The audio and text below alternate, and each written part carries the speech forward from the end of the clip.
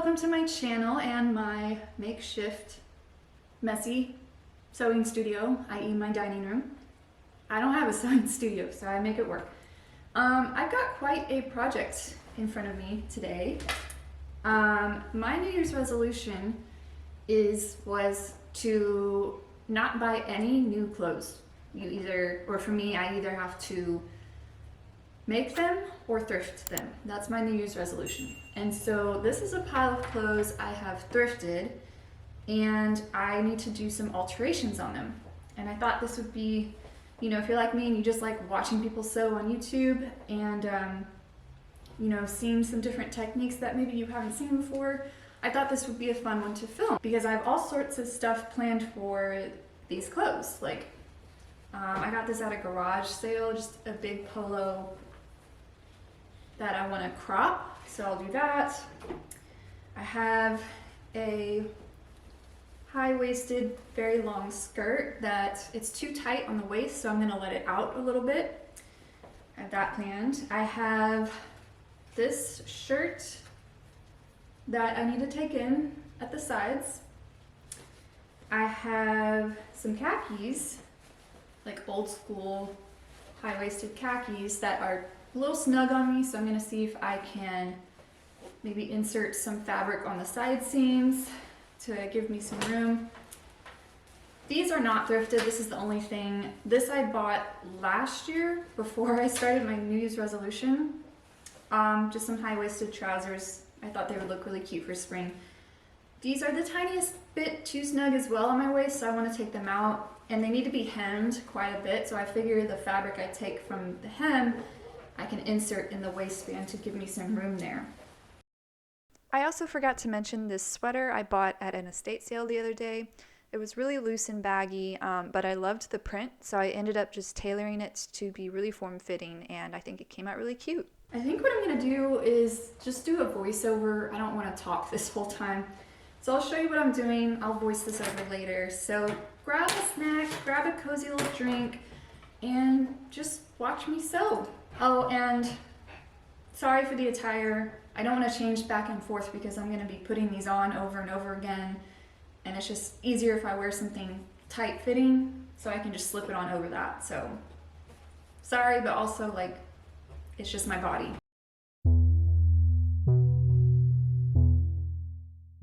Up first we have this really cute top that I got at a thrift store in Chicago, I think, if I recall. I had to travel for work and I found it there. It was a little bit too big on the sides, so I knew this would be a really simple fix. I just put it on inside out and I started using pins to kind of form fit those side seams to my body.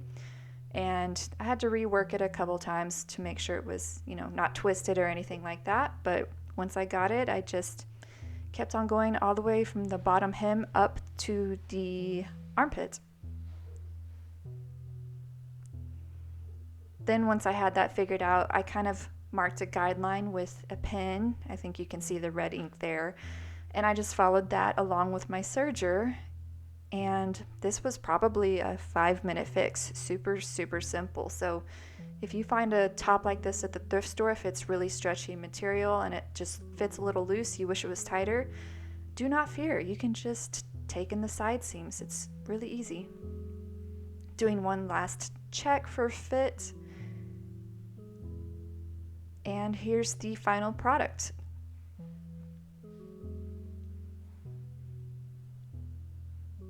Next up, we have this really cool looking sweater I got from an estate sale. I loved the print. It looked kind of like, kind of like something a dad who goes bowling would wear. I don't know.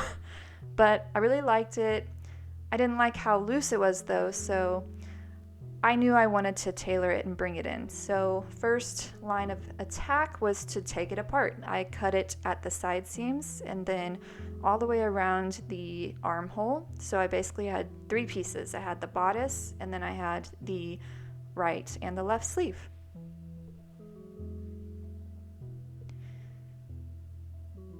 Next, I did this off camera, but I put on the bodice and I marked with a pin where I wanted the new shoulder seam to end up. and I took that measurement and made sure it was, I think it was 3.5 inches if I recall. And then I just cut a new armhole, and then I used that scrap from my cutting as a template for the other side. And then I checked both sides just another time to make sure they were both equal. And then next I started essentially draping this while it was on my body. I don't have a dress form, so it's also pretty rare to have a dress form with arms. So this was the best way I could think to do this. I held the sleeve where I wanted it to end up lengthwise down my arm. I knew I didn't want it to be a full length sleeve, so I kind of marked it with a pin where I wanted the hem to end up. And then after that, once I figured out where I wanted it to lay, I turned it inside out and I just kept laying it on my arm and pinning a new seam along the sleeve. This took forever, actually, because I had to keep taking it off. I couldn't pin it while it was on me. It was pretty hard, actually, pretty difficult, but after a little bit of finagling, putting it on and off again, checking for fit, I finally got there. And I got to this point, and that pin I just pointed at, that's where I want the new seam to be. So I'm just gonna go for it. I just cut a new, I don't know what the shape is called, arm side? I could be wrong about that. I eyeballed the new shape for the top border of the sleeve. And in retrospect, this was probably not the best approach. I needed more room along my back, along the back curve of the sleeve. It was fitting kind of tight around my lats. So in retrospect, probably not the best approach, but this is a lesson for next time, you know? You always learn something new. After I had that sleeve figured out, I used it as a template for the other sleeve. I made sure that they were mirror images of each other. And next, it's time to start putting the sleeve on. So I put right sides together, marked the middle of the sleeve, and attached that at that mark to the shoulder seam and just pinned it and basted it right here. This wasn't a permanent stitch, this was just a basting stitch to check for fit.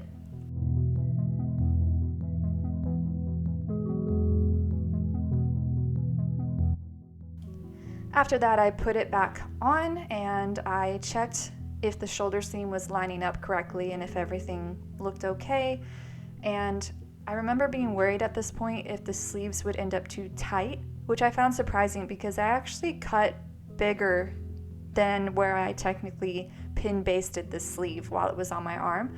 So I was a little worried, but it ended up being all right. It does fit a little tight, but you know, it's stretchy. It'll be okay. After that, I took it to the serger and I went ahead and did a permanent stitch in place of that basting stitch since I deemed it good to go.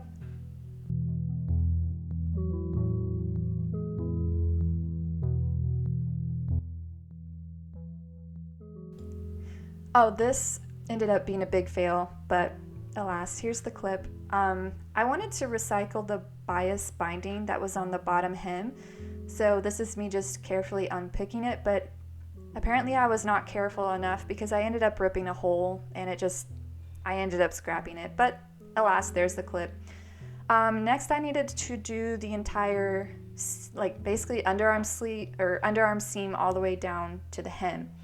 So here I'm just pin basting it, trying to find the center point and make sure everything is centered and aligned and good to go. After that, I put it on again and just checked the fit because this was a basting stitch as well. It wasn't permanent. I wanted it to be a little tighter under the arms, so I was just making a mental note of that for when I take it to the serger. Oh, and I just took my scissors to it and marked where I wanted it to have the bottom hem. After I cut all that off on the bottom hem, this is where I was trying to use that bias binding, and I can't remember why, because there wasn't a hole at this point. Oh, I remember what happened. For some reason, I messed up the alignment of the bottom hem. It was misaligned, so I had to take out this side seam and trim and do it over again, and in my process of taking off the bias binding to redo all that, that's when I ripped it. I remember now. So anyway, that was scrapped. Here I am doing that seam again, because like I said, I messed it up before. Sometimes that happens. You have to do it over.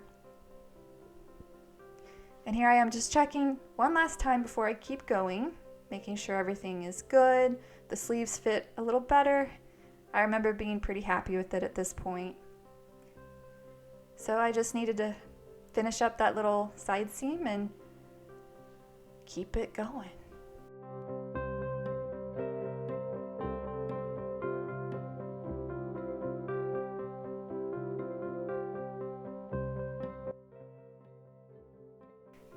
Because the bias binding didn't work out for the bottom hem, I ended up just doing a serged hem for the bottom. I kind of like that raw look. And here's the final product. Testing one last time for fit, making sure everything's good to go. And we're good. And here's how I styled it. I love this leather skirt. It's not real leather. I got it a while back, but I think it looks really cute styled like that. Oh, next we have this skirt I just recently got at a Goodwill, I think. And I remember seeing on the rack and being obsessed with it right away, but it was way too small in the waist. And I thought to myself, I can fix this easily. This had actually been altered before. I could tell by looking at it that things had been messed with, for lack of better words. So previously I could tell the way it was manufactured, the elastic was stitched in place, which that would have been such a headache to take apart and do this. But since somebody already took this apart before, they did the hard work for me. So I didn't have to unstitch any stitching in the elastic itself. It was loose in the waistband. So I just unstitched the actual waistband seam, and I was able to take the elastic out, snip it in half, and then I just got a new piece to insert in there to make it a little wider overall. This was a super simple fix. So I just kind of guesstimated. I didn't even measure. It ended up being fine. Just doing 2 little straight seams to attach that new piece of elastic. And here's the final product. Again, this was like a 5-minute fix. Not literally, maybe 10. This one was fun. This, I've been wanting just a funky oversized polo to play with. So I got this at a garage sale recently and I just started hacking at it. I put it on and I used these stripes as a guide of where I wanted the new hemline to be, the new overall length. I knew I wanted it to be cropped, but not too much. The back felt a little baggy, so I started wondering what I could do about that. And I don't know where I got this idea, but I got this idea to make like a drawstring situation in the back. So I looked at the rest of my scraps and I saw that the existing bottom hem would be a good solution to make a quick casing. Like I wouldn't have to make one completely from scratch. This is essentially finished almost. So I took the bottom hem from both the front and the back, stitched them together like this, and it made this casing for me. And here I am I started pinning it in place thinking I was gonna stitch it, and then I thought, you know what? It's gonna be a pain in the butt to try to put these drawstrings in the casing after it's stitched. So I started making this drawstrings before I stitched it down, and I'm really glad I remembered this because it made my life easier. So here I am. This material was perfect, by the way, for these strings. Like it just stretched into the perfect string. So here I am figuring out how to make this work for me in the easiest way possible. So I attached the drawstrings at the top of the casing. Then I tacked the casing in place with those strings attached already. So now the strings are attached, the casing is tacked at the top. So I went straight down the bottom of the casing, making sure that the strings weren't anywhere in the way.